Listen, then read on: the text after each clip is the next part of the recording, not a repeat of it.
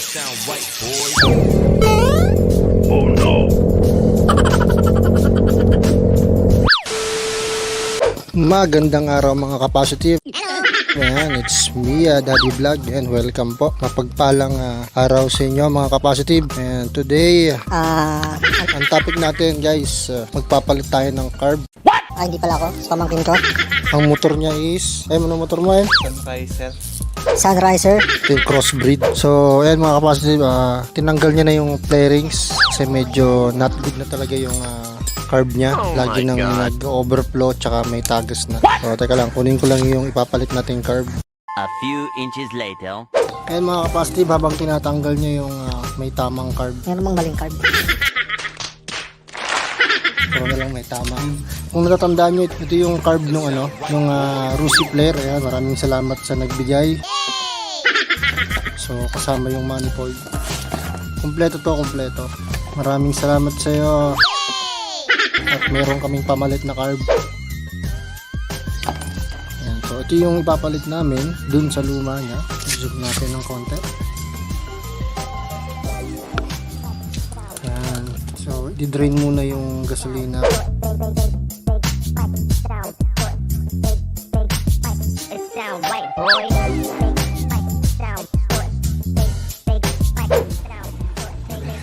Kasi yung ginagawa ko dyan, tinataas ko lang. Tapos, Sa kanya yung ayaw. ayaw.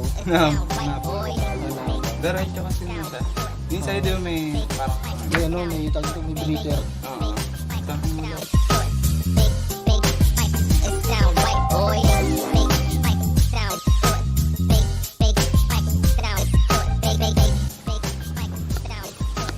So, ayan, susubukan na namin. Sound right, boy. Carb ng Rusi Player.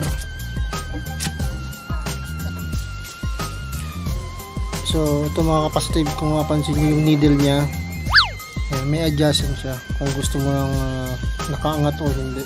Ayan, 1, 2, 3, 4, 5, 5 yung adjustment niya. Okay na to, hindi natin siya i-adjust. Try natin.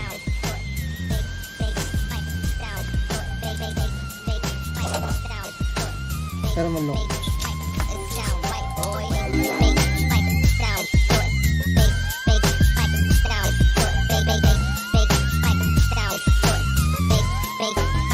It sound right, boy.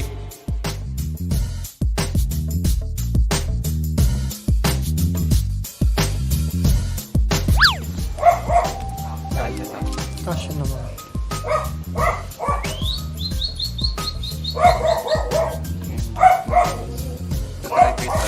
Teka lang.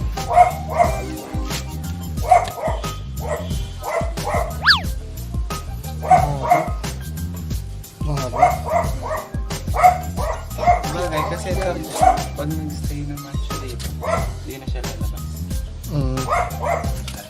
Itry mo, itry. Hindi ko makikita.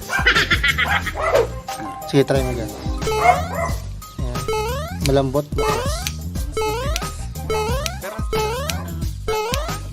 yung sobrang lambot It sound right, boy.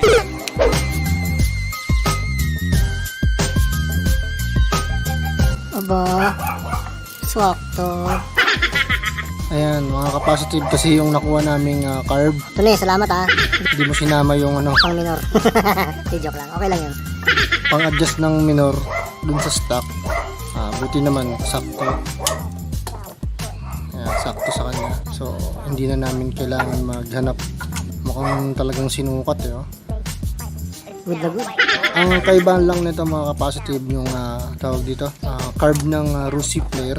Wala na siya yung Asan yung carburetor? kung titignan mo siya dito sa side na to, pareha siya, same lang siya ng ng itsura. Andyan yung hangin, adjustan ng hangin, tsaka yung adjustan ng gas, minor. Ayan, pagdating naman sa side na to, same pa rin, medyo malaki lang ng butas to, ng konti. Ayan, dito sa side naman na to, ayan, makikita mo yung choke. It sound right, boy. Ito yung sa gasolinahan. Gusto nyo yan? Ito yung sa gas. Then last is yung papuntang manifold. Lilinisin muna to, cutter. Lilinisin muna to yung yung gasket niya natanggalin para at least walang singaw. Hindi namin papalitan yung manifold. Yun pa rin yan.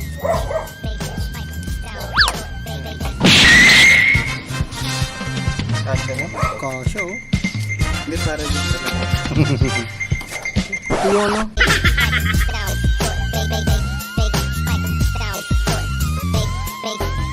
It sound right, boy. And make sure it sound right, boy. Yan, habang nililinis ni JM yung ano, manifold. So ito yung nanggaling sa carb niya. Hindi siya galit sa gas. Hindi talaga. Matagal na linisan to. So ikakabit muna natin itong galing sa yung stock ng Rusiflare na ito na muna.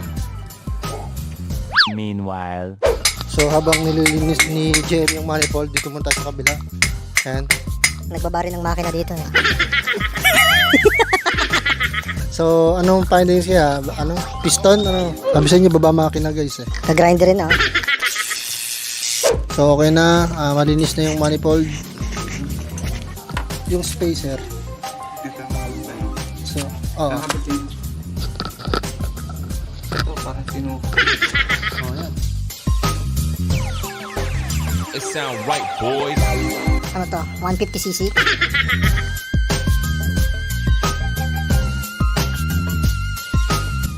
Bago yan. 2 months old pa lang yan. Parts out. Oh. Hindi ko. Abot naman siguro to. Yung muna pa. Abot naman. Pwede pa akong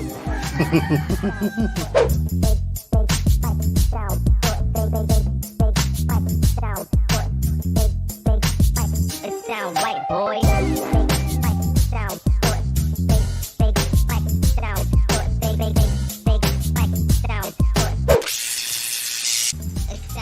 So ayun na mga kapasitive, nakabit na yung carburetor ng Rusiflare. So lalagyan na lang ng gas para matesting. Ayan, nalipat yung gasolina niya doon sa kabila. Ito yung luma niya. From dati dito siya sa kanan o kaliwa side. Ayan. Ngayon nalipat siya sa kanan. It sound right, boy. Sige.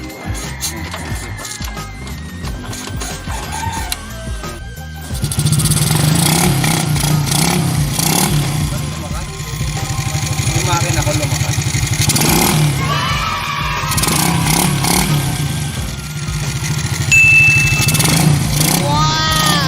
Painitin pa lang. Bago natin ito. Very nice, yan mga positive, mandar. Pero testing pa rin natin. Salamat sa carb. Very nice. Salamat Shopee. Salamat Shopee. Salamat Rusiflare. So yan mga kapasitive, ito ang dahilan talaga kaya nagpalit ng carb. Every time na sina-side stand, may tumutulo banda dito sa may dito drainer nung lumang carb niya. So ngayon, okay ba? Kabila naman. Ayan, wala naman no. So ngayon, lalabas namin siya. Ay, lalabas niya pala para matesting. So start mo M. Yun. Ayan mga kapasitive, one click. Again, wala pa kaming ina-adjust sa hangin tsaka sa minor. So as is pa rin yun. So ngayon ito try namin na patakbuhin kung good siya.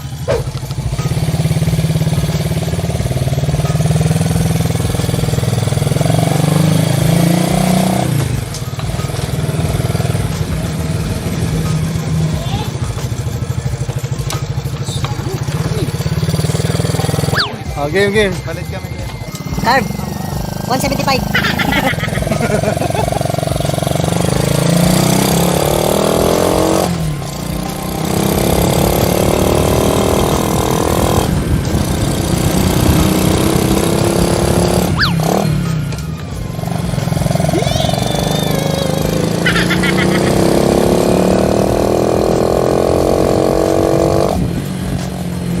A few moments later.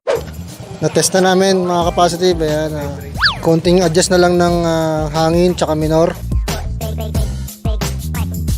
Salamat sa carburetor. Good. So hindi na problema sa overflow tsaka tagas. So yan muna sa ngayon mga kapasitive. Isang mabilis lang. Maraming salamat. Thank you for watching. Please don't forget to subscribe. Ayan. Kahit wala ng bell button, ayan. And bago mauli ang lahat, maraming salamat pa rin sa mga subscribers. And thank you po sa inyo. God bless. Peace out. Sige.